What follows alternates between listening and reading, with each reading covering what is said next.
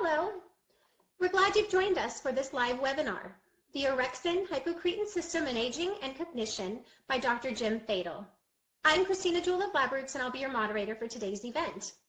Today's educational web seminar is presented by LabRoots, the leading scientific social networking website and provider of virtual events and webinars, advancing scientific collaboration and learning. To learn more, visit labroots.com. Now let's get started. This webcast is designed to be interactive, and we encourage you to ask questions during the event. You can submit questions by typing them in the Q&A box, which can be found by clicking on the green Q&A button at the lower left of the presentation window. Questions will be answered following Dr. Fadel's presentation. To enlarge the slide window, just click on the screen icon in the lower right-hand corner of the slide window. Now, if you experience any technical problems, either viewing or hearing this presentation, just click on the support button found on the top right of your presentation window, or you can report your problem through the green Q&A button at the lower left of your screen. This is an educational webinar and thus offers free continuing education credits. After the webinar is over, please click on the CE button located in the bottom left-hand corner of your webpage and follow the process of obtaining your credits. I would now like to introduce today's speaker, Jim Fadel, PhD, Associate Professor at the University of South Carolina School of Medicine.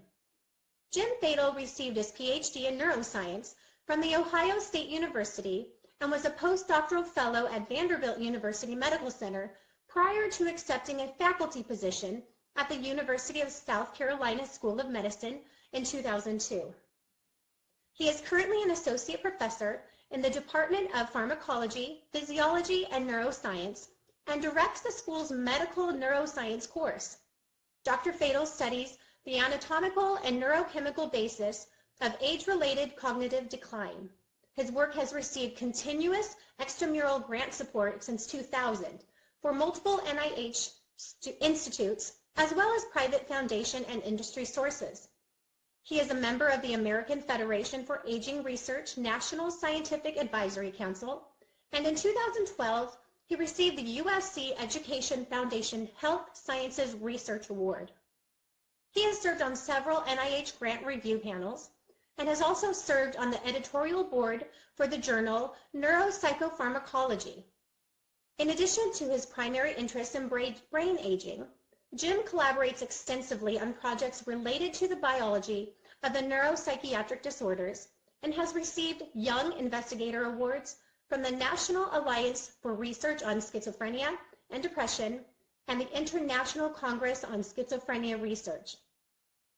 Dr. Fadel has also been active in neuroscience outreach efforts with schools, community organizations, and undergraduate institutions around the state. Dr. Fadel, you may now begin your presentation.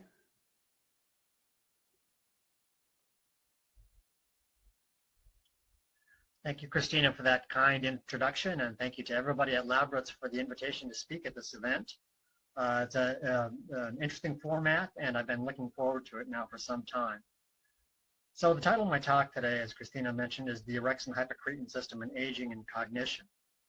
Now, at the risk of being pedantic, I'm going to start with a slide that I use when I lecture on the hypothalamus to my medical students. And this slide reminds us that the hypothalamus really plays a key role in responding to a number of homeostatic challenges. It's the key central nervous system location for responding to a variety of different aspects of challenges to our physiological homeostasis. And I included this because it reminds us that the hypothalamus plays a key role in coordinating physiological responses to a variety of these homeostatic challenges.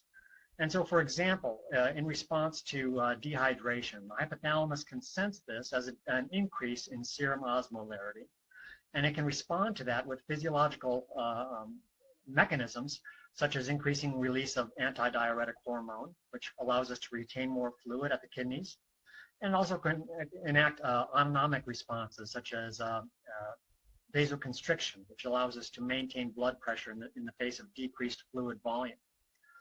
But all these physiological responses to these kinds of homeostatic challenges are really stopgap measures. So in our example of dehydration, eventually you're going to have to find something to drink, or else you will die of dehydration. And this reminds us that the hypothalamus also plays a key role in behavioral responses to these homeostatic challenges. And these behavioral responses have affective, motivational, and certainly cognitive components as well. And these are responses that have, for which the role of the hypothalamus has really been understudied. And because of this, this role in responding to homeostatic challenges, of course, we can think of the hypothalamus as being a physiological integrator, the key central nervous system physiological integrator site for responding to homeostatic challenges. Now, the hypothalamus is one of the most heterogeneous parts of the brain in terms of the different neuronal populations that comprise it. We have a long-standing interest in one particular neuropeptide system within the hypothalamus, and that's the orexin neuropeptide system, also known as hypocretin. And of course, these neuropeptides have two different names because they were discovered roughly about the same time in the late 1990s by two separate groups. One of the groups gave them these neuropeptides the name orexins after the Greek word orexis because they're expressed in the lateral hypothalamus, the traditional feeding center of the hypothalamus, if you will. And the other group gave them the name hypocretins because they're only found in the hypothalamus, but they do have a certain degree of homology to the secretin family of gut hormone peptides. For the sake of simplicity, I'll use the term orexin for the rest of today's talk. There are two related neuropeptides, orexin A and orexin B. And these neuropeptides act on two different G protein coupled receptors that have been identified. There's the orexin 1 receptor, which is selective for orexin A, and then there's the orexin 2 receptor, which binds both orexin A and orexin B with roughly equal affinity. And both of these are excitatory G protein coupled receptors. Now, not long after the discovery of the orexins, they were functionally linked with narcolepsy. It was shown in post-mortem studies that patients with narcolepsy have almost a complete loss of orexin-containing neurons in the hypothalamus. And this is especially true of patients with narcolepsy with cataplexy.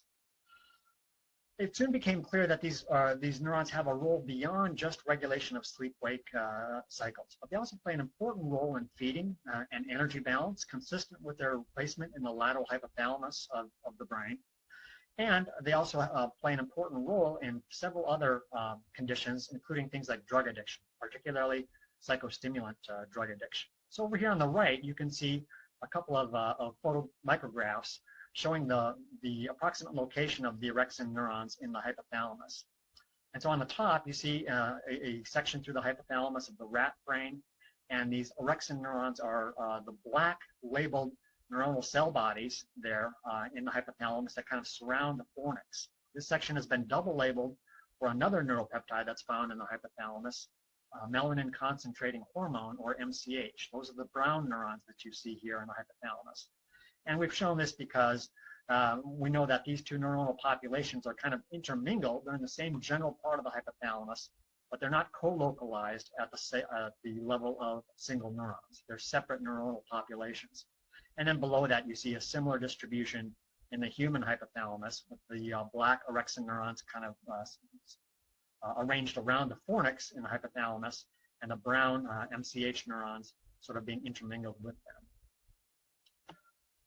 Because of this wide variety of functions that have been ascribed to the orexins, and because of their placement within the hypothalamus, they've also been described as physiological integrators. So the hypothalamus as a whole plays an important role in physiological integration, and this neuropeptide system in particular seems to play an especially important and prominent role in several aspects of physiological integration. Before I introduce some of our data on the orexin system, I also want to briefly introduce the basal forebraincholinergic system, because in thinking about the role of the orexins in modifying cognitive behavior, which is one of the main points of today's talk, we've shown that much of this interaction has to do with projections from the orexin system to the basal forebraincholinergic system. So over here on the left, we have a sagittal view of a rat brain, and you see a cluster of neurons here located in the base of the forebrain. This includes multiple structures, and there are cholinergic neurons in this part of the basal forebrain that send widespread projections to the entire cerebral cortex, as well as to subcortical limbic structures such as the hippocampus and the amygdala. And then over on the right, we see a lateral view of the human brain, and a coronal section roughly in the plane indicated by the yellow dotted line here will show you a cross-section of the human brain that looks something like this. The approximate location of the basal forebrain cholinergic system is indicated by the blue circles. And again, these are cholinergic neurons that send widespread projections to the entire neocortical mantle, as well as to some of these limbic structures, such as the hippocampus and the amygdala. And this basal forebrain cholinergic system plays an important role in several aspects of cognition, including learning and memory, and certainly in attentional function. And it's been heavily implicated in age-related cognitive decline, including Alzheimer's disease. Loss of cholinergic neurons is still the primary neurotransmitter hallmark of Alzheimer's disease. And because of that, there's a lot of interest, and has been a lot of interest, in the role of the cholinergic system in cognitive function in general and in aging in particular. It's been known for some time that the lateral hypothalamus provides a robust innervation of the basal forebrain cholinergic system. So Zaborsky and colleagues have shown that there's a robust projection from the lateral hypothalamus, including the area that we now know encompasses the Orexin system, to the basal forebrain cholinergic system. And it was hypothesized that perhaps this plays an important role in relaying information of physiological significance to the basal forebrain cholinergic system, this part of the brain that plays an important role in cognitive function. However, it wasn't known for a long time what the phenotype of that input from the hypothalamus to the basal forebrain cholinergic system was. In other words, what neurotransmitters, what neuropeptides are part of that relay from the hypothalamus to the basal forebrain. And so in thinking about the potential role of the Orexin system in modulating cognitive function, we began by looking at inputs from the Orexins to the basal forebrain cholinergic system. And as you can see here on this series of photomicrographs, what we're looking at is neurons that are positive for choline acetyltransferase, the enzyme for acetylcholine synthesis, and the marker for cholinergic neurons in the basal forebrain. Those neurons are labeled here in brown. And the arrows indicate fibers that are positive for orexin A. So these are fibers that are coming from the hypothalamus and projecting here to the basal forebrain. And you can see that there's a robust innervation of these cholinergic neurons in the basal forebrain from these orexin positive fibers coming from the lateral hypothalamus. And so there's a neuroanatomical substrate for the orexin system of the hypothalamus to interact with the basal forebrain cholinergic system. In some early studies, we decided to simply look at the effect of orexin A on release of acetylcholine within the cortex, and specifically the prefrontal cortex. And so in animals, we did perform in vivo microdialysis, dual probe in vivo microdialysis. We had one microdialysis probe centered within the basal forebrain, where the cell bodies are of these cholinergic neurons. And the second microdialysis probe was in the prefrontal cortex of these animals, where we measured acetylcholine release. And so we used the basal forebrain probe to deliver orexin A into the basal forebrain and then monitor the release of acetylcholine within the prefrontal cortex. And as you can see from this graph, delivery of orexin A into the basal forebrain produces a significant and robust and dose-dependent increase in release of acetylcholine within the prefrontal cortex, indicating that the orexin system not only provides a robust input to the basal forebrain, but it's capable of activating the basal forebrain as indicated by increased release of acetylcholine, in this case within the prefrontal cortex.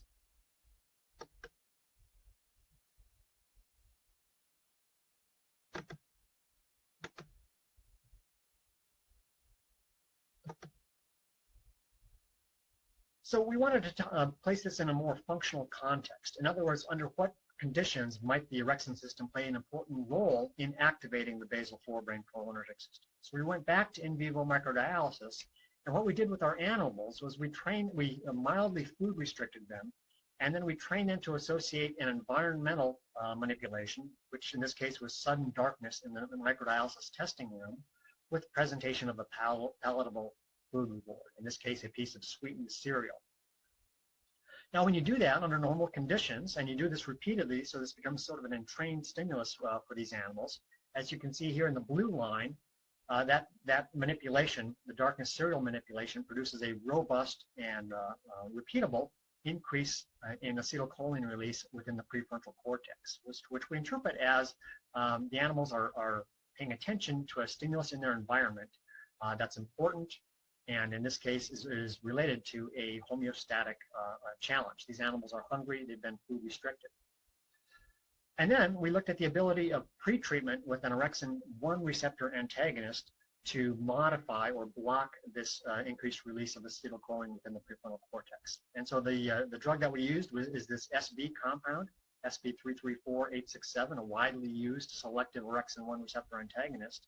And you can see that when we pretreat these animals with either the 3 or the 30 milligram per kilogram dose of this orexin 1 receptor antagonist, we completely block the increased release of acetylcholine in the prefrontal cortex produced by that darkness serial stimulus.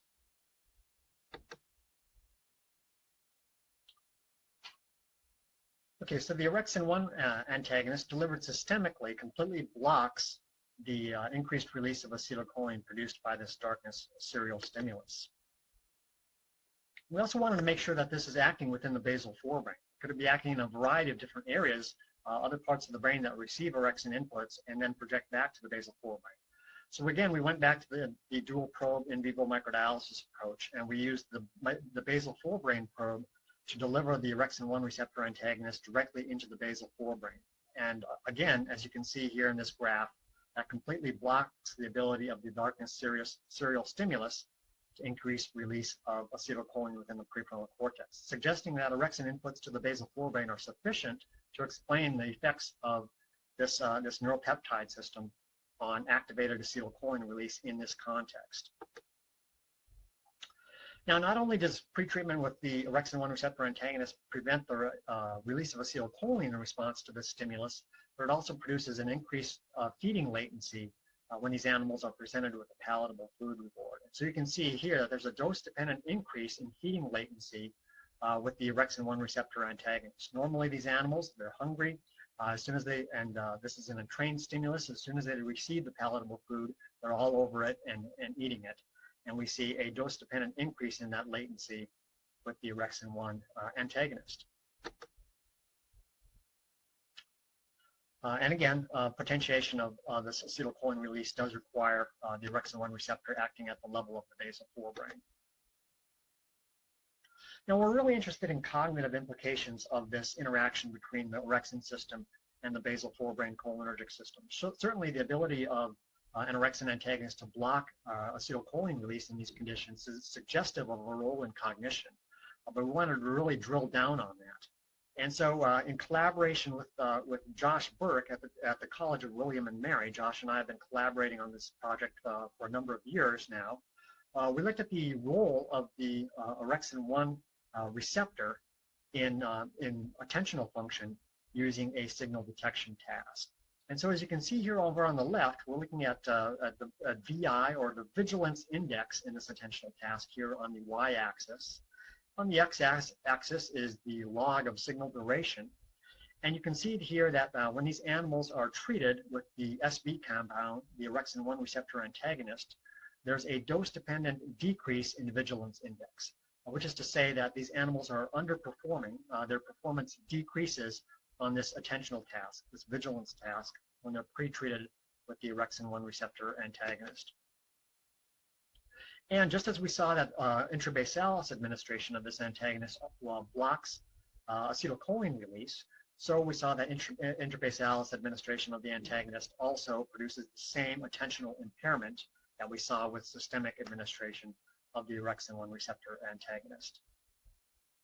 Again, this indicates to us that the orexin system, and particularly through the orexin 1 receptor, plays a key role in this attentional task, which we know is dependent on the cholinergic system. And there's other evidence for a role for the orexin system in several aspects of cognition, and particularly attentional function. So for example, Lamb and colleagues have shown that orexins activate thalamocortical terminals in a manner that corresponds to attention in a similar fashion as nicotine, the same thalamocortical terminals. Interestingly, it's been known for some time that narcoleptic patients, and remember these are patients that lack orexin neuropeptides, these narcoleptic patients show attentional deficits even during periods of normal wakefulness. It's also been known for some time that narcoleptic dogs showed degeneration in the basal forebrain, and this was known before the Orexin system was even discovered. Now, this is really interesting because, again, it ties back to the potential role of the Orexin system in interacting with the basal forebrain. And it might suggest that a deficiency in Orexin transmission might ultimately lead to degeneration in the basal forebrain and perhaps within the basal forebrain cholinergic system itself. And then finally, when we bring it back into the context of age-related human disease, it's been shown that orexins appear to be reduced in certain manifestations of age-related cognitive decline, including in Alzheimer's disease. And so we took this back into our attentional task, and I should point out that this is an attentional task that's based on a task that's been validated in humans and then adapted to our rat model. So this is from a paper from Lustig and colleagues. This is a group that includes Martin Sarter, one of the pioneers in this task. And this sustained attention task is in the animal version of this. The animals are presented with a signal or a non-signal. And then, following a variable delay, the animals are cued to respond to either that signal or the non-signal by the levers extending out into the operant box where these animals are performing the task. Now, if it's a signal trial and the animal presses the signal lever, that's considered a hit, and the animal is rewarded for that. In this case, the animal receives a water reward. These are animals that have been mildly dehydrated or food or water deprived. If the animal chooses the signal lever and it was a non-signal trial, that's considered a false alarm. The animal is not rewarded for that. By the same token, on non-signal trials, if the animal selects the non-signal lever, that's considered a correct rejection. There was no signal, the animal reported no signal. On the other hand, on a non-signal trial, if the animal hits the signal lever, then that's considered a false alarm. And I should point out that I think I may have misspoken. On the signal trials, if the animal selects non-signal lever, that's considered a miss. So you have a variety of different responses here.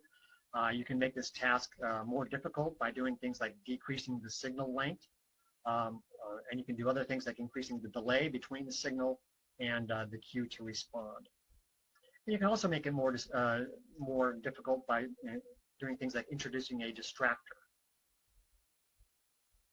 So this is a task that's modifiable based on the human literature, modifiable for animal studies, and allows you to perform a robust investigation of neurobiological substrates of attentional function. So getting back to the task now, we return to the possibility that the Orexin system plays an important role in attentional function. And we did this by looking at by introducing the distractor. Remember, this is one of the ways that you can make this task more difficult. In addition to paying attention to the panel where the signal or the non-signal is located, there's a flashing house light in the back of the operant chamber that can be a distractor to the animal. Now, in the presence of this distractor, the attentional performance of the animals in this task tends to decrease, and that's reflected in this graph by an upwardly directed bar. So this black bar, for example, right here in the upward direction, indicates decreased attentional performance due to the presence of the distractor. And the important point here, if I can direct your attention over to the black bar on the right side of this graph, is that intrabasalis administration of not the antagonist out, but of the actual peptide, Orexin A, ameliorates the distractor-induced attentional deficits seen in this task. And so when you put Orexin A directly into the basal forebrain, that attentional deficit that these animals show in response to the distractor is overcome.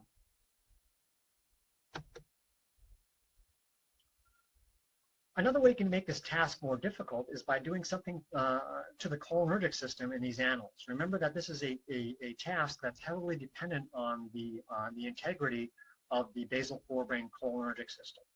And so in this case, these animals were lesioned. They received a cholinergic lesion. That's this 192 IgG saccharin compound. This produces a selective loss, in this case a partial loss of cholinergic neurons within the basal forebrain. And again, we recall that this loss of cholinergic neurons mimics the primary neurotransmitter correlate of Alzheimer's disease. Not surprisingly, when you produce a partial lesion of the cholinergic system, performance in this task, and again, the upward-facing bar indicates decreased performance due to the distractor. Performance in this task is diminished by this cholinergic lesion.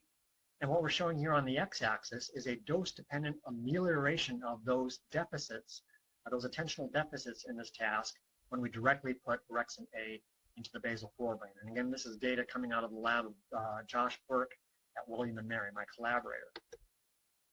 So just to summarize, we've shown now that orexin antagonists impair performance on a cholinergic-dependent attentional task.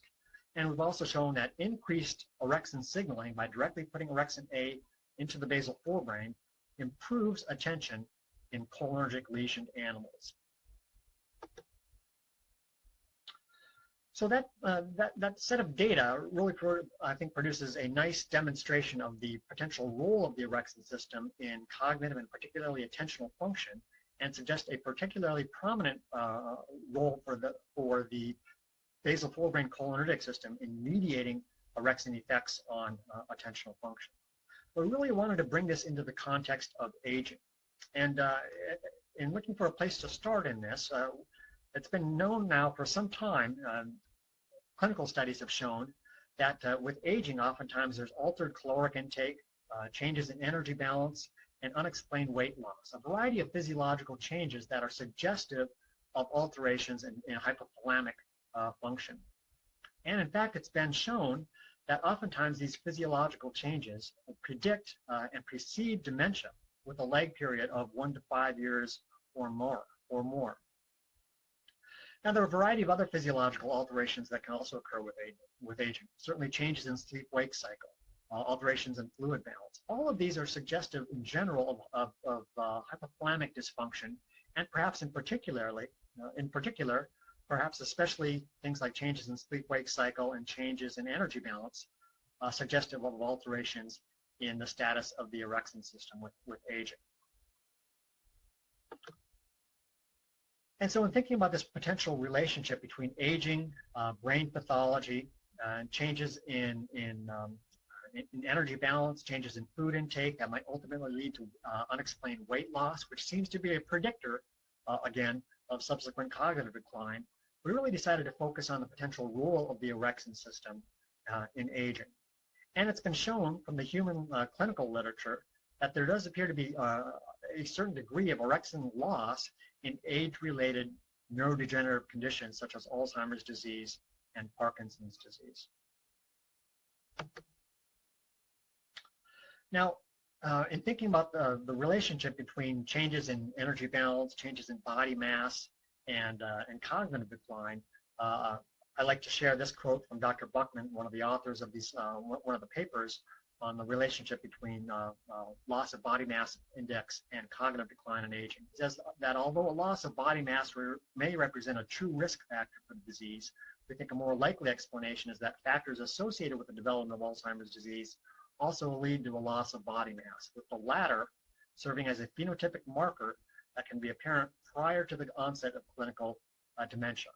In other words, there may be common mechanistic mediators between parts of the brain that degenerate and account for changes in energy balance and unexplained weight loss with aging, and parts of the brain that subsequently degenerate and account for the cognitive decline that's associated with Alzheimer's disease. So we began by simply looking at the status of the orexin system in our aged animal model. And when I say aged, I'm talking about rats that are in the 26 to 30-month-old category. These are fairly old animals, and we began by simply looking at the numbers of orexin neurons in the brains of these old animals. So over here on the left of this, the left photomicrograph, you can see orexin positive neurons within the hypothalamus of a healthy young animal. And then over on the right, we see the same immunohistochemistry and from an old animal, in this case, a 26 to 30-month-old animal. And you can see just with the naked eye that there's a marked reduction in the numbers of orexin neurons in the brains of these old animals. We performed unbiased stereology to get an unbiased estimate of the total number of orexin neurons in the brains of our aged animals, and saw marked reductions, significant reductions in both the medial and the lateral banks of the orexin neurons. There's been a suggestion in the literature that this neuronal system might have different functions associated with the medial versus the lateral banks of these neurons. But we see decreases in both of those, as well as about a 40 to 50% decrease overall in the numbers of orexin neurons. And using in vivo microdialysis, we've also shown that there's a decreased level of the neuropeptide orexin A within the prefrontal cortex of our old animals. So these animals have lower levels of orexin A in the prefrontal cortex. They don't respond to depolarization with high potassium in terms of increasing release of orexin A. So it does appear that the numbers of orexin neurons are decreased in the brains of our old animals.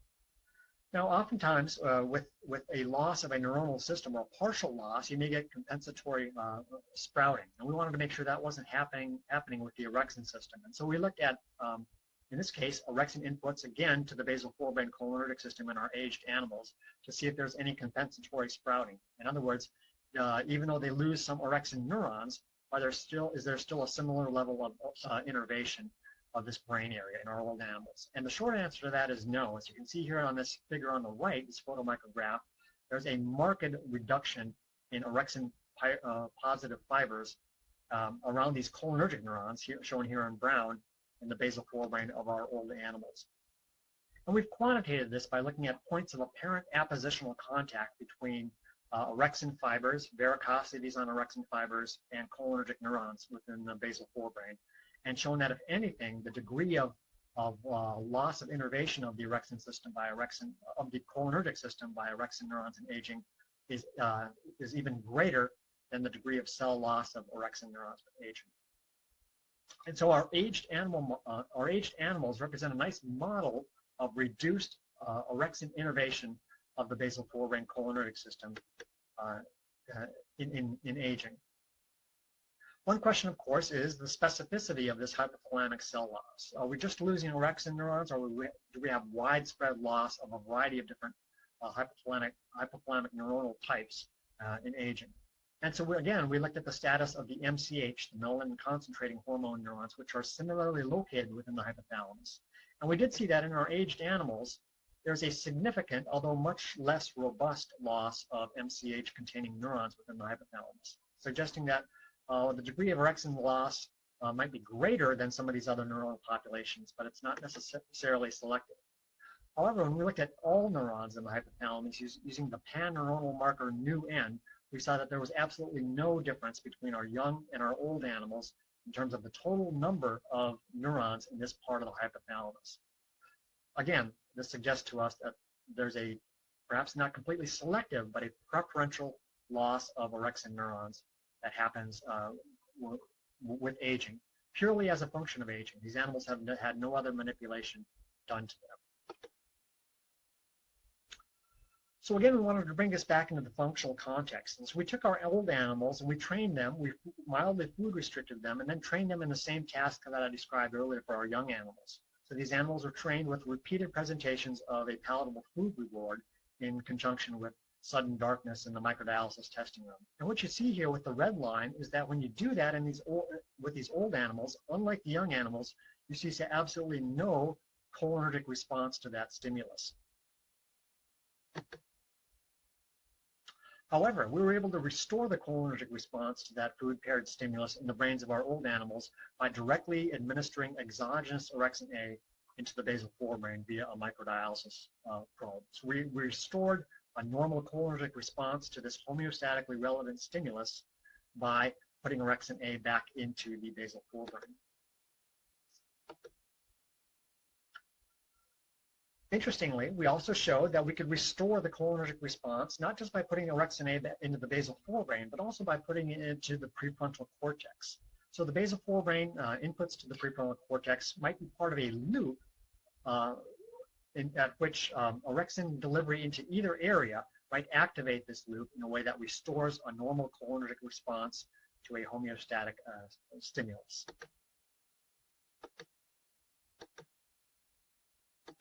And it does appear that there might be a possible glutamatergic component.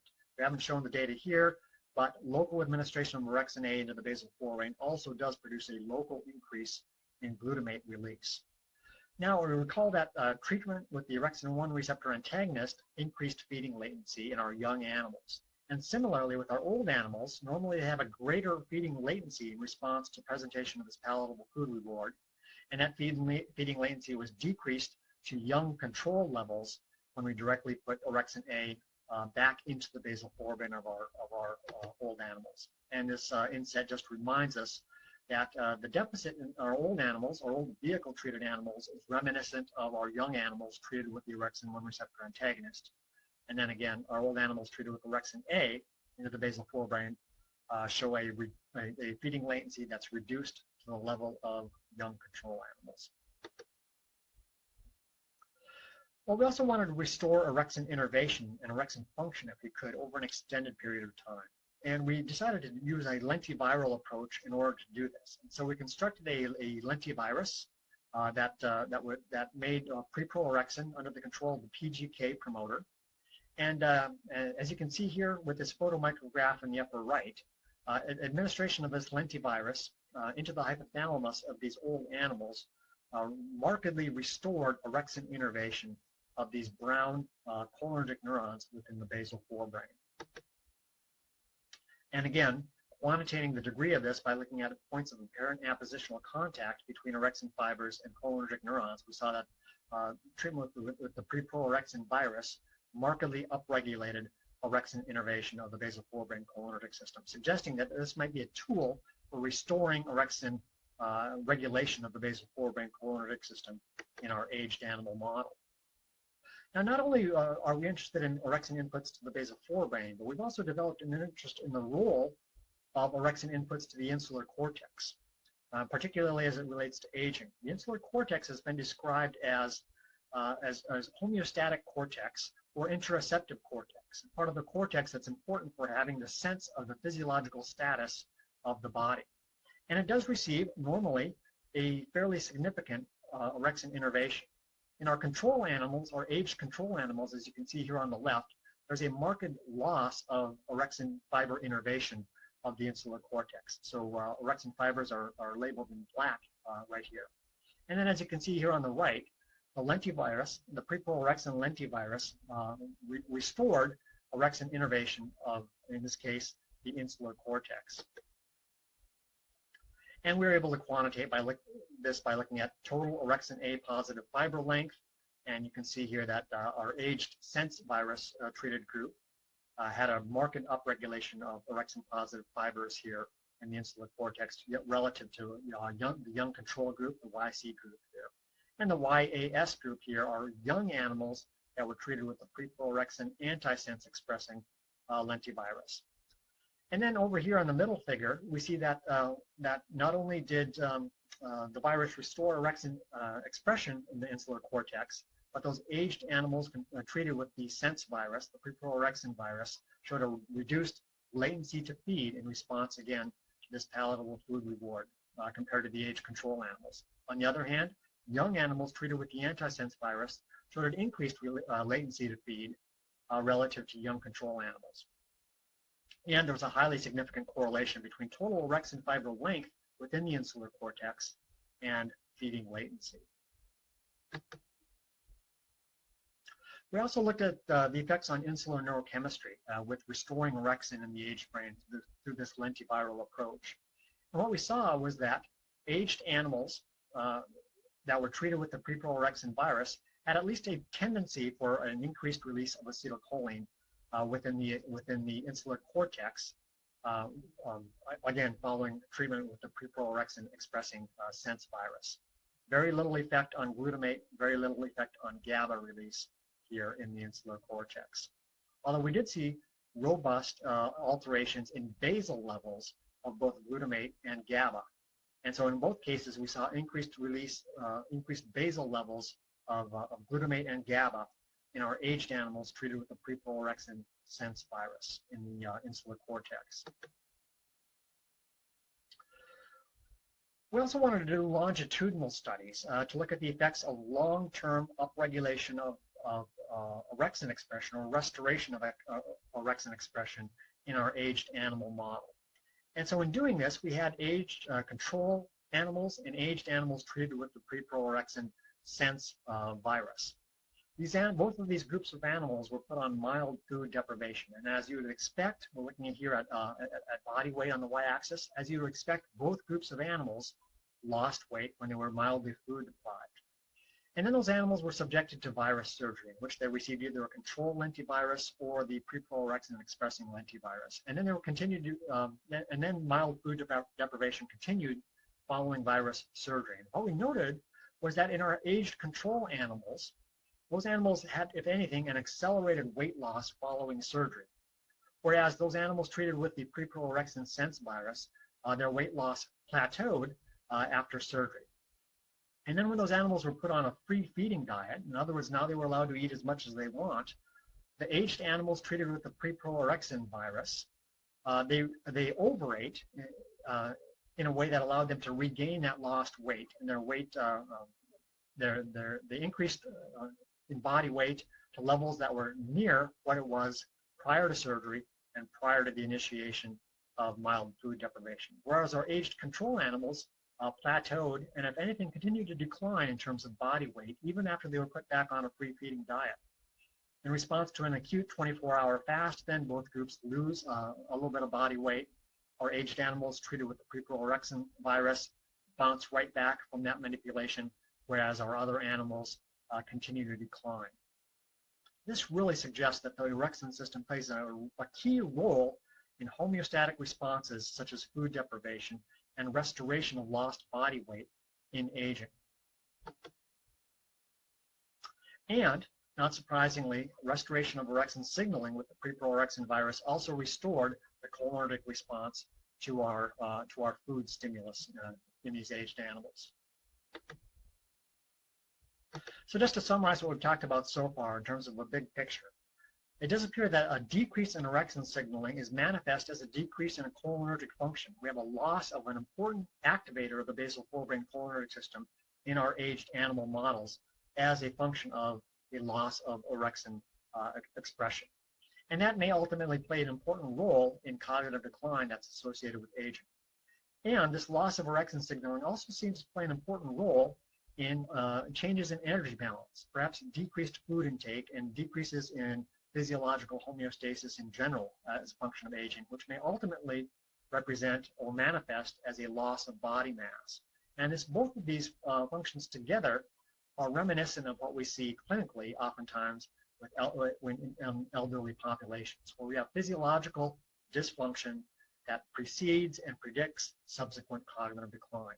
And if it's true that the orexin system might be a common mechanistic mediator of both changes in physiological function and alterations in cognition with aging, it may be the case that the orexin-1 receptor might be a potential therapeutic target for treating age-related cognitive decline at an earlier stage where it's manifest as alterations in physiological status.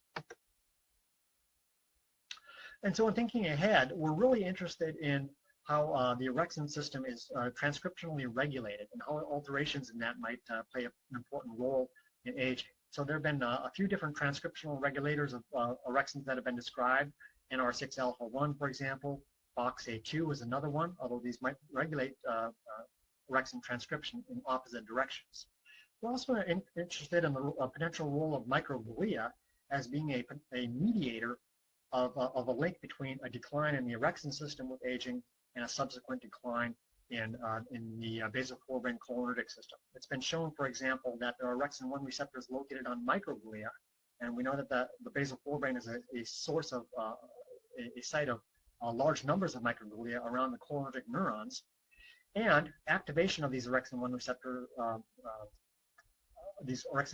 on these microglia through the arginase 1 system appears to play an important anti-inflammatory response. And we're also now starting to investigate the role of some of these neuropeptides as they're administered intranasally. This has been proposed as a potential route of administration of a number of different hormone and neuropeptide substances in a way that allows you to bypass the peripheral effects of these substances and perhaps directly access the brain. And so now we're starting to investigate how orexins might be administered intranasally and how that might activate certain key brain areas that are important for cognitive and physiological function. And there have been a variety of studies that have already looked at this to some degree. So, for example, we know that intranasal administration of orexin A in non-human primates appears to ameliorate the cognitive deficits that follow a period of sleep deprivation. It's also been shown that intranasally administered orexin A can rapidly and effectively target a number of different brain areas. And in one study in humans, it's actually been shown to stabilize REM sleep and ameliorate some of the attentional deficits that are seen in humans with narcolepsy, with cataplexy. And recently, my graduate student, Cole Calva, and others in my lab have been looking at the effects of intranasally administered orexin A on a variety of different neurotransmitter systems and brain regions in our animal model. And we've shown, for example, that intranasally administered orexin A is capable of accessing the brain. It shows up in areas, for example, such as the spinal trigeminal nucleus, one of the proposed routes of entry of intranasally administered neuropeptides into the central nervous system. It also shows up in other areas that are important for cognitive function, including the prefrontal cortex. And so we've shown, for example, that administration of orexin A intranasally will activate areas of the prefrontal cortex, such as the prelimbic cortex. So now we're looking at FOS expression as a readout or a marker for neuronal activation. Intranasal administration of orexin A increases FOS expression in areas such as the prelimbic cortex, also increases FOS expression or activation in the agranular insular cortex, as well as in other areas such as the perirhinal cortex. However, it's not a global phenomenon. It's not like you put orexin A, administer it intranasally, and it just activates brain regions throughout the entire brain. So, for example, when we look at the medial orbital cortex or the infralimbic cortex, another part of the prefrontal cortex, we don't see any effect at all of intranasal administration of orexin A. And in fact, when we look at one specific neuronal population within the cortex, and these are cortical GABAergic interneurons, inhibitory interneurons, intranasal administration of orexin A actually decreased FOS expression in this neuronal population, as you can see here in this photomicrograph. We have a lot of interesting, we have some interesting hypotheses as to what might be going on in there. But the point here is that it doesn't non-specifically activate all brain areas and neurotransmitter systems. We've also shown that it activates specific components of the basal forebraincholinergic system. And so looking at the vertical limb of the diagonal band, for example, looking at cholinergic neurons in the vertical limb of the diagonal band, we see that intranasally administered orexin A, as you can see here in this photomicrograph, increases FOS expression. It activates these cholinergic neurons in this location. And the same thing is seen here in the ventral pallidum / substantia nominata component of the basal forebrain. This is the CH4 subgroup of basal forebraincholinergic neurons, to use Mesulum's nomenclature. Again, we see that intranasally administered orexin A activates these components of the basal forebraincholinergic system.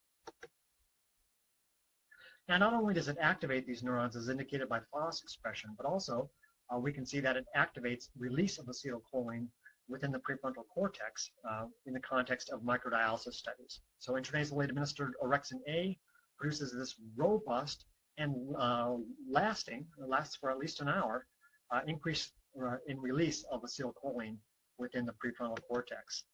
And we see a similar phenomenon, although perhaps not as robust, when we look at glutamate release within the prefrontal cortex as well. And so intranasally administered orexin A has the ability to activate a number of different brain areas that are important for cognitive function, as well as activate certain neurotransmitter systems, including the cholinergic, including acetylcholine, that play an important role in several aspects of cognitive function, and that have been implicated in age-related cognitive decline. So in conclusion then, I want to bring this back into the context of human aging and age-related cognitive decline. Of course, there are a number of drugs that have been used to treat Alzheimer's dementia and other forms of age-related cognitive decline. And these drugs are highly ineffective. And that may be because the current treatment focus, as you look at this graph here, is way out here. These are patients now that are already in the stages, oftentimes, of frank dementia.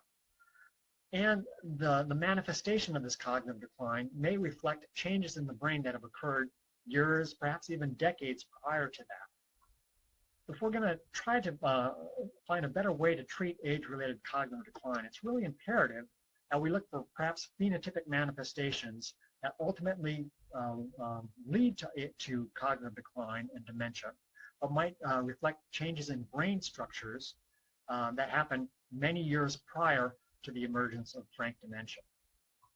And again, some of the phenotypic manifestations of those brain changes might be manifested as physiological alterations, including things like changes in energy balance, unexplained weight loss, changes in sleep-wake cycle, phenomena that may reflect hypothalamic degeneration and perhaps degeneration of the Orexin system in particular.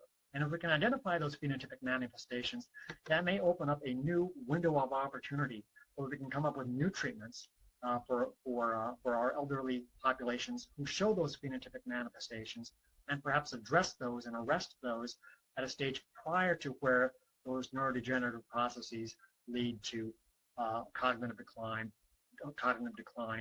and dementia. And perhaps there's a particularly important role for hypothalamic systems such as the Orexin system, and perhaps especially the Orexin 1 receptor as a therapeutic approach to this problem. And with that, I'll conclude by thanking the people in my lab who've done this work. This is a number of graduate students and technicians, postdocs in my lab, as well as collaborators here at the University of South Carolina, and then my collaborator at the College of William and Mary, where most of the attentional work that I showed you today was done, Dr. Josh Burke, and some of the graduate students in his lab. And of course, I'm thankful to the National Institute on Aging, who's provided most of the research, most of the grant support for the research that I've shown you today. And then prior grant support has been provided by the American Federation for Aging Research, as well as the Brain and Behavior Research Foundation. And then some of my students, particularly my undergraduate students in my lab, have been supported by Magellan scholarships from the Vice President's office here at the University of South Carolina. And thank you all for your attention. I'd be happy to take any questions.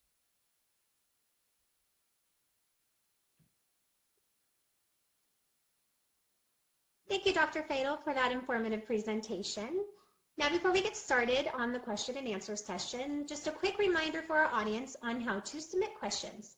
You can submit questions by typing them in the Q&A box, which can be found by clicking on the green Q&A button at the lower left of the presentation window. Dr. Fadel will answer as many questions as we have time for. Okay, Dr. Fadel, our first question is, are the orexin neurons actually dying with aging, or is there simply a loss of orexin expression? A really key question, this is a really key question, particularly as it relates to our ability to step in and perhaps save the orexin system with aging. And the short answer is we don't know the answer yet to this question. There is some suggestion that it may actually be a loss of orexin neurons, that the neurons themselves are dying, because there does appear to be a decrease in dynorphin in the hypothalamus as well with aging. And we know that dynorphin is a neuropeptide that's co-localized with orexin in this part of the hypothalamus. So if there's loss of not just orexin, but also dynorphin, it may be that the neurons themselves are being lost. Or it could be that there's just decreased expression, not just of orexin, but also perhaps of dynorphin. And we're interested in starting to look at this by looking at some of the transcriptional regulators of orexin or pre-pro-orexin expression with aging. And so we're going to look at the status of some of these transcriptional regulators, and seeing, for example, is if there's increased expression of some of the factors that have been implicated in playing a role in transcriptional decreasing transcriptional regulation of orexin expression with aging. And if that's the case, it may suggest that the neurons are still there, and that perhaps blocking these transcriptional inhibitors of orexin expression might allow for a recovery of normal orexin expression with aging. But it's still an open question at this point.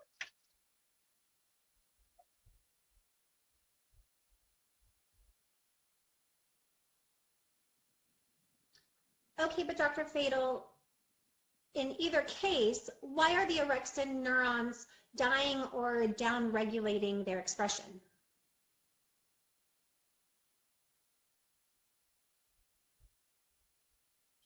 Yeah, so again, it may be the case that there's simply a downregulation of orexin expression with aging, and we're looking at whether there's increased expression of this transcriptional regulator of the orexin system, and if that's increased with aging, it may be that that's playing a role in dampening orexin expression with aging, and it may be that the orexin neurons themselves are not dying at all. And again, if that's the case, then perhaps that represents an additional therapeutic opportunity for salvaging or saving the orexin system with aging. And so that's certainly something that we're interested in investigating as well.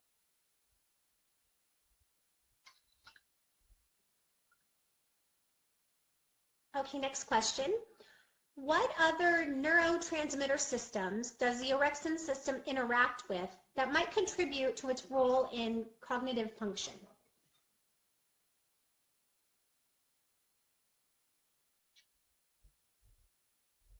Yeah, that's an important question as well. And of course, we've focused heavily, not exclusively, but heavily on the basal forebrain cholinergic system, mostly because of its implication in age-related cognitive decline, including Alzheimer's disease. But the orexin system has widespread projections to a variety of different brain areas and different neurotransmitter systems that may also play an important role in cognitive function. So we know, for example, that the orexin system also sends a robust input to the locus ceruleus, the site of noradrenergic neurons that send widespread projections to the neocortex and the hippocampus, these other areas that are important for cognitive function. And we know that the noradrenergic system itself plays an important role in several aspects of cognition, including attentional function. We also know that the orexin system sends robust projections to the ventral tegmental area, the site of dopamine neurons that contribute to the mesocortical limbic dopamine system, which plays an important role not just in motivated behavior, but also in several aspects of cognition as well. And so it may be, it's almost certainly the case that the summed role of the orexin system in cognitive function reflects these widespread inputs to a variety of different neurotransmitter systems that are found within the brainstem, including as well as the basal forebrain cholinergic system. So we focused heavily on the basal forebrain cholinergic system because of its role in aging, but certainly these other neurotransmitter systems play an important role as well. But the exciting thing is, of course, that if we can restore orexin neurotransmission with aging, we're not just restoring its ability to activate the basal forebrain cholinergic system, but presumably would also have effects on these other neurotransmitter systems as well, which may play an important role in not just the cognitive effects, but also some of the homeostatic or the physiological effects of this neuropeptide system with aging.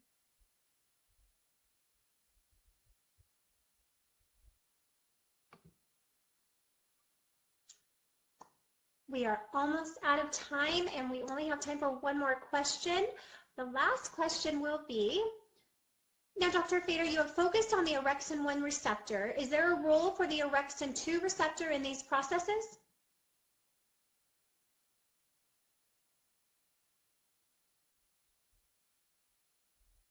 Yes, I think the short answer to that is there may very well be. You may recall I showed that one slide showing that intranasal administration of orexin A actually decreases activation, decreases FOS expression within these GABAergic interneurons within the cerebral cortex, these parvalbumin positive GABAergic interneurons in the cerebral cortex. Why is that the case? How does that happen? Well, we know that that the basal forebrain contains not just cholinergic but also GABAergic neurons, and it's been suggested that the GABAergic component of the basal forebrain may preferentially respond to orexin via the orexin 2 receptor. And we know that these GABAergic neurons of the basal forebrain project preferentially to GABAergic interneurons within the cerebral cortex. So it may be that intranasally administered orexin A may, through the orexin 2 receptor, activate GABAergic projection neurons of the basal forebrain, which in turn inhibit GABAergic interneurons of the cerebral cortex, which might account for why we see a decreased activation of those GABAergic neurons in the cortex in response to intranasally administered orexin A. And that would suggest that orexin is acting on both the orexin 1 and the orexin 2 receptor within the basal forebrain to modulate cognitive function via both cholinergic and GABAergic signaling. It's an interesting idea, and it's something that we're interested in further investigating in the future.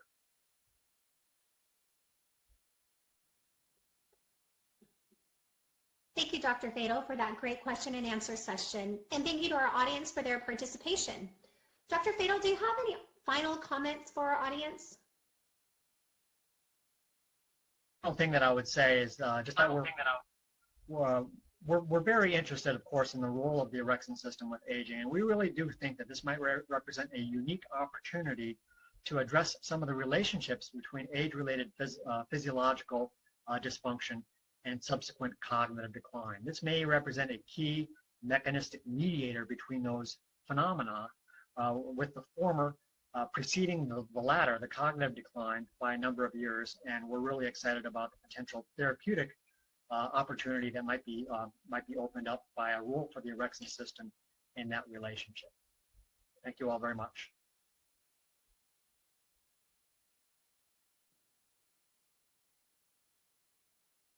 Thank you again, Dr. Fadel. And I would also like to thank LabRoots for making today's educational webcast possible. Today's webcast will be available for on-demand viewing through June 23rd, 2017. Keep an eye out for that email from LabRoots alerting you when this webcast will be available for replay. We encourage you to forward that announcement to your colleagues who may have missed today's live event. We hope you've enjoyed this live broadcast and hope to see you next time. Goodbye.